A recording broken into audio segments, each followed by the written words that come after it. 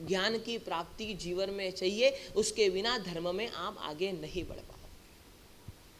भक्ति योग में आप कितने आगे बढ़ जाओ, लेकिन वो भक्ति योग तभी सार्थक होगा जब ज्ञान योग आपके पास है। ज्ञान की प्राप्ति यदि आपके जीवन में नहीं है तो धर्म के क्षेत्र में प्रोग्रेस होना मुश्किल है। आप जहां वहां रहोगे। ज्ञान ही आपको प्रोग्रेसिव बनाता है, ज्ञान ही आपको ऊपर उठाता है। यदि 14 गुण स्थानक चढ़ने, एक एक गुण स्थानक को पार करते करते सिद्ध शिला तक पहुंचना है तो ज्ञान योग चाहिए।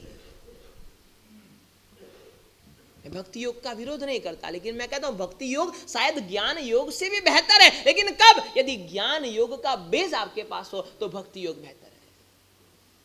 आपने भक्ति योग को पकड़ लिया, ज्ञान योग को छोड़ दिया। मंदिर जी में 2 घंटे और किताब हाथ में लेकर कितने मिनट?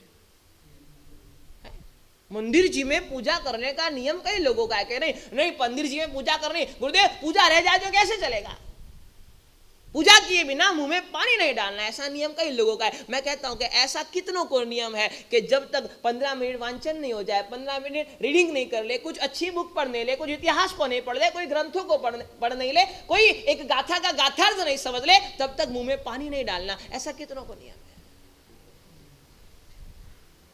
समझना। ज्ञान के लिए आपको जरा भी इंटरेस्ट नहीं है और ज्ञान योग का बेस आपके पास नहीं है, इसलिए आपका भक्ति योग सार्थक नहीं होता। मंदोदरी और रावण एक बार भक्ति करते हैं तो क्या हुआ? एक बार अष्टापद के ऊपर भक्ति करी, भक्ति का फल क्या? क्या?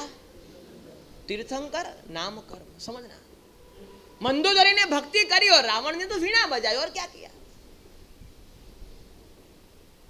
लेकिन ज्ञान योग था।